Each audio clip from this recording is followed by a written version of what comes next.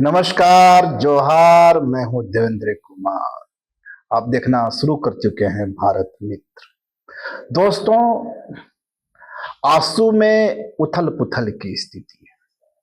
विधानसभा चुनाव में मिली शिकस्त के बाद आंसू अपने अस्तित्व के संकट से जूझ रही है। हालांकि इस बीच कई बड़े चेहरों ने आंसू की सवारी भी की है। उसमें संजय मेहता भी हैं, दीपक महतो भी हैं। लेकिन इसके साथ ही आंसू को एक बड़ा झटका भी लगा है। संजय रंजन, जो डीआईजी पद से अपने रिटायरमेंट के बाद आंसू के साथ जुड़े थे और आंसू से अपने सियासी सफर की शुरुआत कर रहे थे, करीबन 8-9 महीनों के इस जर्नी के बाद उन्होंने राजद की सदस्यता स्वीकार कर ली। इस समय संजय रंजन हमारे साथ हैं। तो आगे की बातचीत की शुरुआत हम संजय रंजन जी से ही करते हैं। संजय जी, आपका बहुत बहुत स्वागत। जी नमस्ते। इसके पहले कि हम राजनीतिक सवालों पर आए, हम चाहेंगे कि आप पुलिस की सर्विस में, आईपीएस की सर्विस में थे। एक बेहतर जिंदगी था, ठीक है, रिटायरमेंट हुआ। रिटायरमेंट के बाद ईश्वर की दया से इतना मिल जाता है कि आपकी जिंदगी सुकून से गुजर सकती है। तो ये राजनीति का जो कीड़ा था, ये पहले से ही था या रिटायरमेंट के बाद में खालीपन का जो एहसास हुआ उसके कारण पनपा? मेरा जीवन थोड़ा रचनात्मक रहा है। लिखने पढ़ने की प्रवृत्ति रही है और साथ ही साथ हमेशा से लीड करने की एक प्रवृत्ति रही है। हमने कभी ये नहीं सोचा कि पुलिस में है या राजनीतिक जीवन में है और दोनों के बीच में कोई एक बड़ा फर्क है, ऐसा नहीं है। लीडरशिप की जो क्वालिटी है वो आपके भीतर बचपन से शायद होती है और इसकी पहचान अगर आपने कर ली हो तो फिर आपको बहुत परेशानी नहीं है। आप किसी भी फील्ड में रहते हैं वहाँ आप कोशिश करते हैं कि लीड करें। इसके साथ जुड़ा हुआ इत्तेफाक भी होता है। मुझे जाना था थिएटर में। थिएटर मेरा पहला इश्क था। अच्छा, आपका पहला इश्क थिएटर था। मगर नमक रोटी का प्रबंध भी करना था। फिर पुलिस में आए। पुलिस में आया तो बड़ा ही सुखद अनुभव हुआ। बहुत बड़ी बड़ी चुनौतियां थी जिनका सामना किया और इस संतोष के साथ कि पुलिस में जो थिएटर का गहरा अनुभव था उसका हमने इस्तेमाल किया। क्या पुलिस को या पुलिस विभाग को संवेदनशील बनाने? जी बिल्कुल बिल्कुल।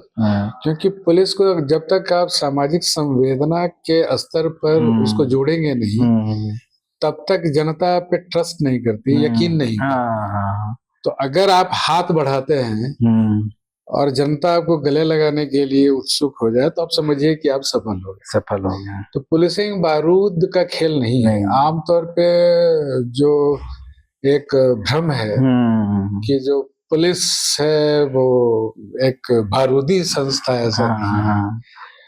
पुलिसिंग जो है वो बेसिकली जीवन को बहुत नजदीक से समझने, उसकी गुत्थियों को सुलझाने का नाम है। ये सिर्फ एक वहम है कि पुलिस है तो बड़ा ही उसका चेहरा विद्रूप होगा, वो गालियां देता होगा, उसकी भाषा जो होगी वो बड़ी विकृत होगी, वो संस्कृत के श्लोकों का उच्चारण हमेशा करता होगा। ऐसा नहीं है। मुझे लगता है कि सिविल पुलिस का जो सबसे इम्पोर्टेंट जो तत्व है, जो सबसे महत्वपूर्ण जो इसका रेशा है वो है संवेदना। सामने वाली जो परिस्थितियां हैं उसको आप अगर अपने निजी जीवन के संदर्भों के साथ जोड़कर देखने की आदत अगर आप में है तो आप सामने वाले को ये बताने में कामयाब हो जाएंगे कि ये जो तंत्र है, जो ऑर्गेनाइजेशन है, दरअसल आपके लिए है, आपकी सेवा के लिए। दूसरी बात यह है कि अगर आप पढ़ते लिखते रहे हैं, आपका बैकग्राउंड थिएटर का है, अगर आप अपने दुनिया के विंडो को खोल कर देखा है, तो आपका जो ईगो है, आपका जो अहंकार है, वो एड़ी से सिर पे नहीं चढ़ता, वो हमेशा आपके तलवे के नीचे रहता है। और आप स्वभाव में मृदु बने रहते हैं, सौम्य बने रहते हैं, और ये चीजें बड़ी महंगी हैं, ये बाजार में मिलती नहीं है, खरीदने की वस्तु नहीं है। लेकिन ये चीजें आती हैं। एक सवाल तो है सर जी कि ये चीज महंगी जरूर है जी, कि राजनीति जिस पेशा को आप अब नया अख्तियार कर रहे हैं, राजनीति जी, वहाँ इसकी कद्र नहीं है। ऐसा नहीं है, ऐसा नहीं है। अच्छा। आप नेहरू को एक स्टेट्समैन के रूप में जानते हैं? निश्चित रूप से। आप गांधी को भी स्टेट्समैन के रूप में? निश्चित रूप से। ये क्यों ऐसा है? ऐसा इसलिए है कि पढ़ाई लिखाई की दुनिया को उन्होंने कभी नहीं छोड़ा। अपना जो एक विंडो है विजडम का, अपने इंटेलेक्ट का जो विंडो है, उसको हमेशा खोल करके रखा। आज की दुनिया में देखें, नए संदर्भों में श्रीमती गांधी की बहुत लंबी औपचारिक शिक्षा नहीं थी, मगर उन्होंने जिस तरीके से 1971 की लड़ाई लड़ी और जिस तरीके से उन्होंने उसके बाद की परिस्थितियों को संभाला और पहली बार दुनिया के नक्शे पे जो हनक पैदा की हिंदुस्तान की, वो बहुत बड़ी ताकत थी और उसकी मिल्कियत का आज भी हम भुगतान पा रहे हैं।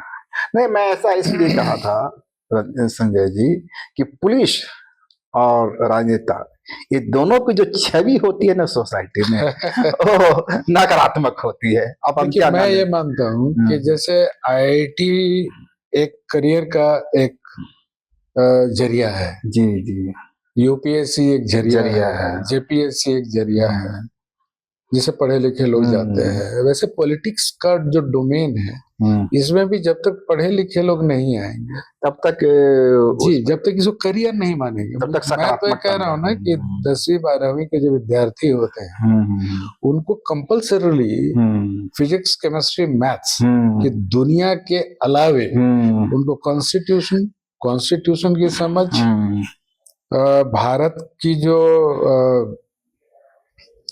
संरचना है, सामाजिक संरचना है, उसकी समझ पैदा करने का 1, 2, 3 पेपर होना ही चाहिए ताकि उनको ये पता रहे कि आपके हिंदुस्तान में आखिर है क्या। क्योंकि फिजिक्स, केमिस्ट्री, मैथ्स आपको एक वस्तुनिष्ठ, एक ऑब्जेक्टिव दुनिया में ले जाती है, लेकिन यहाँ का आर्ट एंड कल्चर, यहाँ की भाषाओं का दबाव, यहाँ की बोलियों का तनाव, यहाँ की डाइवर्सिटी, उससे जब तक आप परिचित नहीं होंगे तब तक आपके भीतर हिंदुस्तान नहीं जगेगा। एक नैरोनेस रहेगा। आप हमेशा एक पतली गली से वॉक करेंगे जिसमें हो सकता है एक बड़ा पैकेज हो, मगर उस पैकेज का क्या मतलब जिसमें हिंदुस्तान की मिट्टी ना हो, घर परिवार ना हो। अच्छा, इस पैकेज से याद आई जी, ये आंसू का पैकेज छोड़ के आपने राजद का पैकेज क्यों? आंसू कोई पैकेज नहीं है। अच्छा, आंसू एक आंदोलन से निकली हुई पार्टी है, उपजी हुई पार्टी है।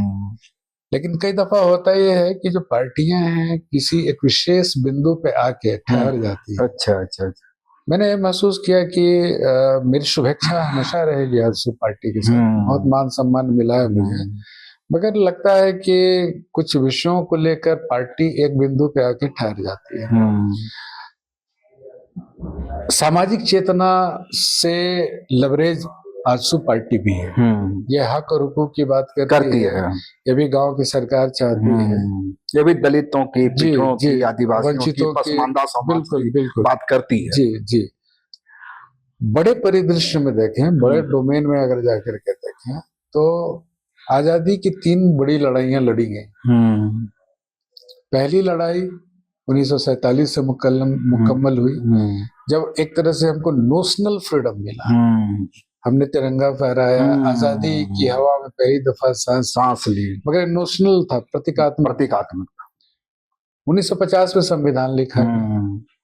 बाबा साहब अम्बेडकर ने मामूली आदमी, राजा और रंक, इन तीनों को इन्होंने एक ही बिसात पे खड़ा कर दिया।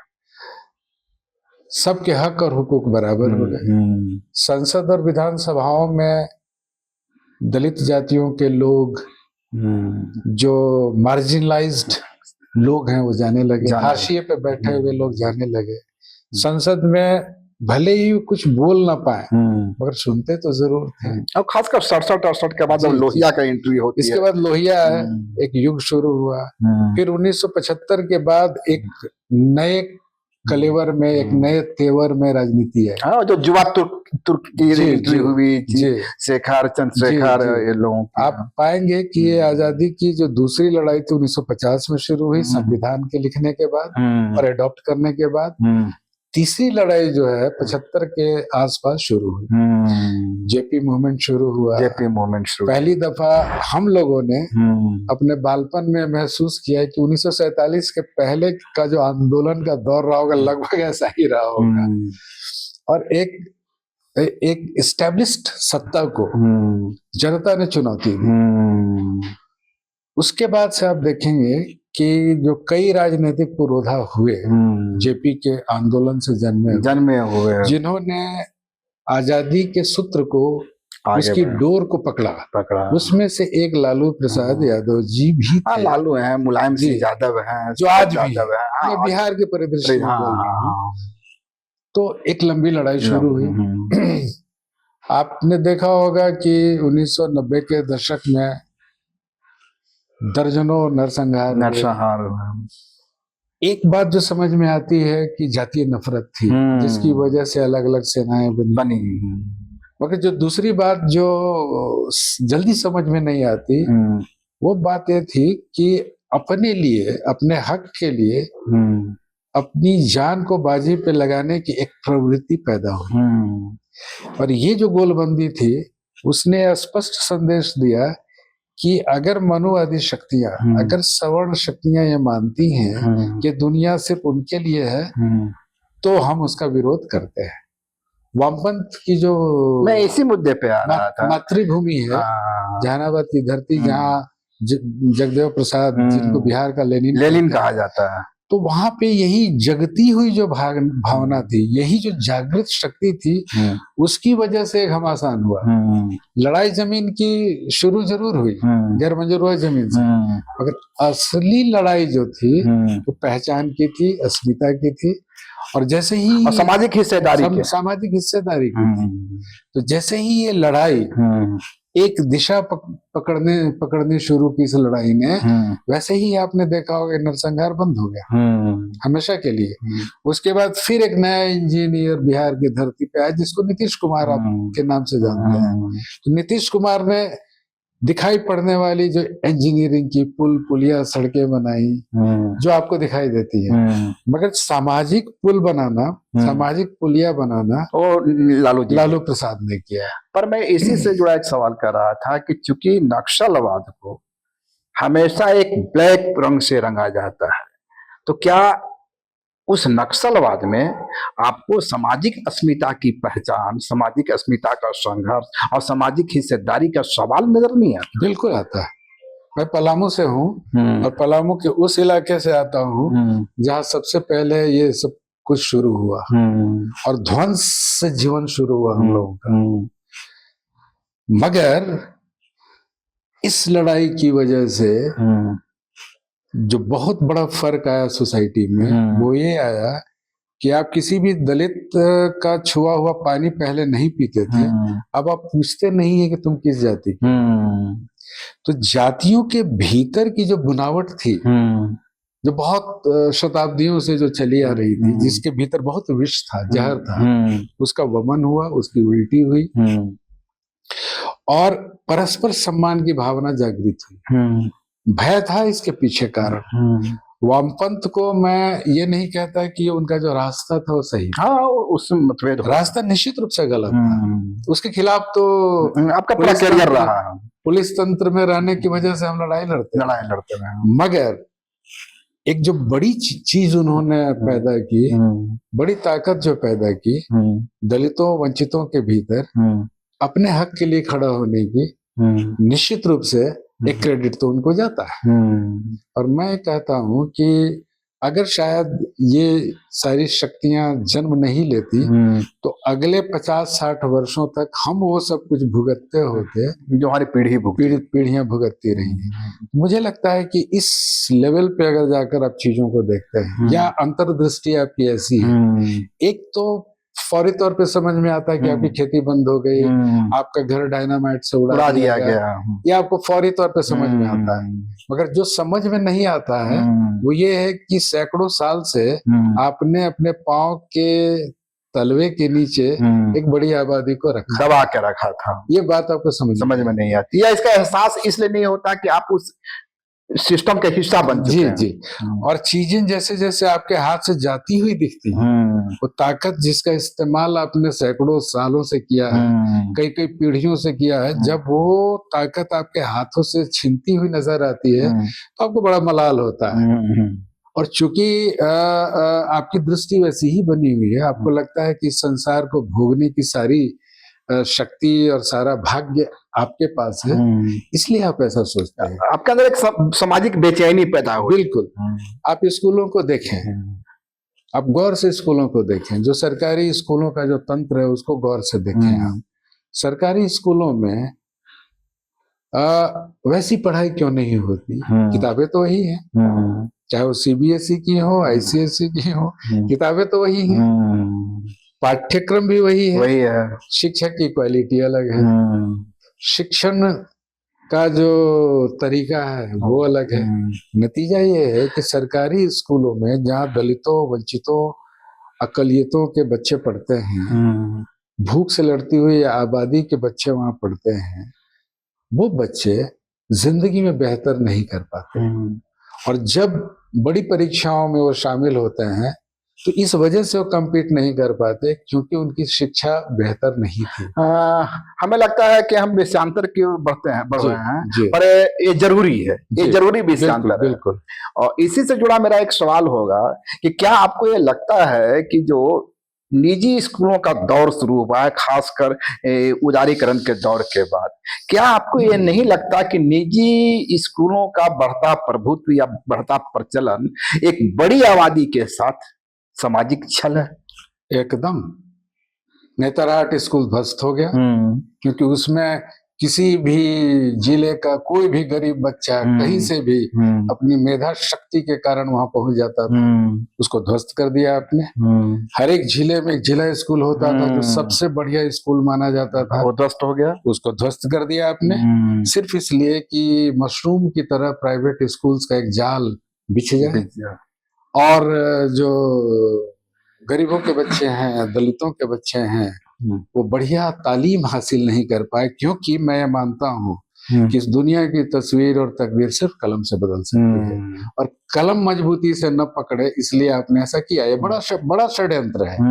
ये षड्यंत्र बाबा साहब को आह्वान के बाद तो नहीं है कि शिक्षा शेरनी का वह दूध है जो पिएगा वही दहाड़ेगा, तो क्या उसी मरने के बाद प्रकारांतर से चीजें वहीं जाके रुकती हैं।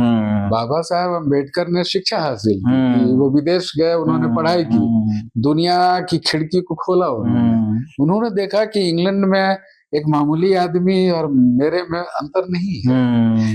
एक मामूली आदमी की हैसियत स्कूल और कॉलेज में वही है जो किसी लॉर्ड के बच्चे की है। तो ये बात तो उनको समझ में आई। तो जब उनको मौका मिला तो वो जो बेचैनी और दर्द था, वो जो बेबसी थी, उसको उन्होंने संविधान में लिखा और एक लकीर की तरह, पत्थर पर खींची हुई लकीर की तरह है वो आज।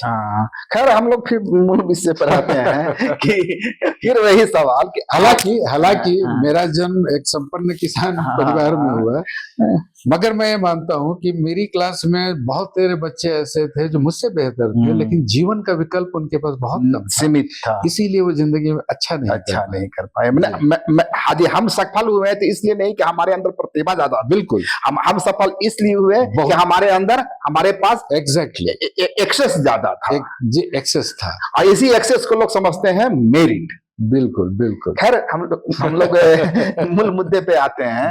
फिर से वही सवाल, आपने राजद ज्वाइन की, लालू जी का जो सामाजिक न्याय है, सोशल जस्टिस है, मैं भी उसकी तारीफ करता हूं, पर सवाल तो फिर वही है ना कि आजसू जिसकी प्रशंसा कर वह भी जल जंगल जमीन की लड़ाई लड़ती रही, आदिवासी अस्मिता की लड़ाई लड़ती रही है।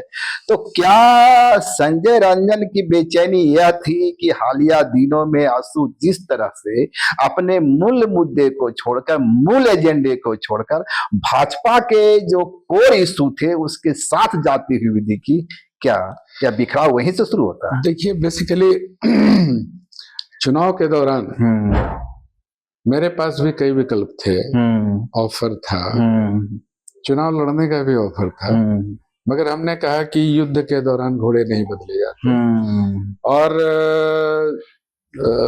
भावना के स्तर पर मैं आंसू से जुड़ा रहा। लेकिन जब आप बड़े परिदृश्य में चीजों को देखते हैं तो आपको लगता है कि अगर पार्टी किसी वजह से, मुझे लगता है कई ऐसे आकस्मिक कारण हैं जिसकी वजह से पार्टी एक बिंदु पे जाकर ठहर गई। वो बिंदु क्या है? थोड़ा सा चंद शब्दों में उसे, बहुत सारी चीजें हैं जिसको बहुत खोल कर नहीं कहा जाता।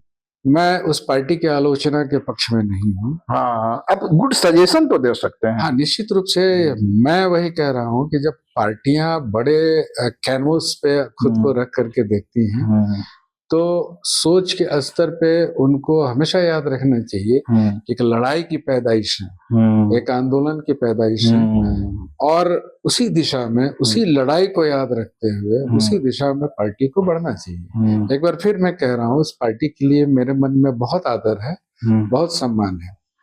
लेकिन जब प्लेटफॉर्म आप देखते हैं, राजनीतिक प्लेटफॉर्म आप देखते हैं, राजद ने एक बड़ी लड़ाई लड़ी, सामाजिक न्याय की लड़ाई लड़ी, और अभी का जो वक्त है, अभी का जो समय है, इसमें दो स्थापनाओं के भीतर अंतर संघर्ष है।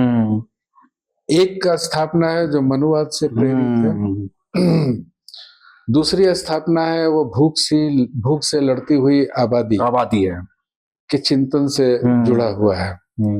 अब आपको ये तय करना है कि किधर जाना है। तो आप जो अपने लिए प्लेटफॉर्म तय करते हैं वो अपने उस मनोदशा के हिसाब से करते हैं जिस जो आपको आज तक जीवंत बना करके रखती है। आपका वो तर्क सही है, पर मेरा सवाल यह है कि राजद का जो इन्फ्लुएंस है झारखंड की जमीन पर, वो कुछ सीमित क्षेत्रों में नजर आता है। प्रश्न ये नहीं है कि आपका प्रभाव कहाँ तक है। आप किताबों की दुनिया में चले जाइए, आपको वहां पर, और वहां थोड़ी देर ठहर जाइए, आप देखेंगे कि बहुत सारी वैसी रचनाएं बिक नहीं रही हैं, उनका खरीदार नहीं है, जो सेल्फ में सालों से पड़ी हुई, मगर जो आपके मन और मस्तिष्क को आंदोलित कर देती है। वैसी चीजें जिससे तुरंत नौकरी हासिल हो, वो किताबें ज्यादा बिकती हैं। प्रश्न ये नहीं है, प्रश्न ये है कि आपके जीवन का जो राजनीतिक जीवन का स्थायी भाव है वो क्या है। अगर स्थायी भाव को आप समझते हैं तो आप वैसी चीजों को पिक करते हैं जो आपको यहाँ से आंदोलित करती हो, आपके मन मस्तिष्क में हलचल पैदा करती हो, और वैसी चीजों को आप बहुत महत्व नहीं देते जो आंकड़ों के हिसाब से आपको बड़ी दिखाए। खैर, अब चूंकि हम लोग का अपने अंतिम की ओर बढ़ रहे हैं, लास्ट होगा, ये मेरा प्रश्न होगा आपसे कि क्या राजद के अंदर, खासकर झारखंड में हम देखते हैं तो एक इनर क्विलिंग नजर आती है हमें, कई चेहरों के बीच में एक कसमसाहट या टकराहट नजर आती है। तो इस टकराहट के बीच संजय रंजन अपने को कितना एडजस्ट कर पाए? देखिए, अभी मैं नया हूँ। नदियों को आप गौर से देखिए, जब दो नदियां मिलती हैं तो बहुत दूर और देर तक अलग अलग बहती हैं, और उनकी धाराओं को आप पहचान सकते हैं, मगर एक दूरी के बाद पानी एक जैसा आपको दिखता है। तो ये होता रहेगा, और ये अच्छी बात है। डाइवर्सिटी होनी ही चाहिए, सोच के स्तर पे भी होनी चाहिए, और जो आपकी जो मानवीय तंद्रा जिसको कहते हैं उसके लेवल पे भी होना चाहिए। तो ये चीजें रहती हैं तभी किसी पार्टी के भीतर जीवंतता बनी रहती है। आलोचना का एक अपना तर्क है, और उस तर्क पर जब तक पार्टी को आप कसेंगे नहीं तब तक उस पार्टी में विकास नहीं होगा। बेसिकली जो मार्क्सवादी चिंतन है वो यही कहता है ना कि अगर कोई थीसिस है तो उसका एक एंटीथेसिस होगा। हाँ। तो एक तर्क अगर है तो वो तर्क भी एंटीथेसिस सिंथेसिस। जी, अगर कोई तर्क है तो तर्क भी कुछ दिनों के बाद घिसता है समय के साथ, और एक नए तर्क के सामने वो फीका पड़ता है। तो चीजों को इसी हिसाब से लेना चाहिए, और सामने वाले आदमी के लिए आपके मन में एक सम्मान की भावना होनी चाहिए। आप लोहिया को देखें, लोहिया को हमेशा संसद में जीवंत बनाकर रखा जाता था, क्योंकि उस व्यक्ति में इतना साहस था कि उस समय की कांग्रेस की सरकार को, जो एब्सोल्यूट मेजोरिटी में थी, उसके सामने वो जनता के उन प्रश्नों को रखता था जिनको पूछने का साहस और कोई नहीं कर पाता। तो झारखंड के संदर्भ में देखें तो महेंद्र बाबू जब तक थे विधानसभा में अकेला, तो महेंद्र बाबू की आज भी गूंज है। पर अंतिम का अंतिम सवाल, आप पटना गए, लालू जी से का स्वास्थ्य तो खराब इन दोनों ठीक नहीं रहता है, मुलाकात हुई, बातचीत हुई? जी, उनसे मुलाकात हुई और उन्होंने कहा कि पार्टी ज्वाइन करो। उसके बाद मुझे पार्टी ज्वाइन कराया। उसके बाद तेजस्वी यादव जी से मुलाकात हुई होगी? उनसे सब संयोग से मुलाकात नहीं वो बाहर थे जी, मगर जल्दी ही मुलाकात हो गई। बहुत बहुत धन्यवाद आपका। शुक्रिया।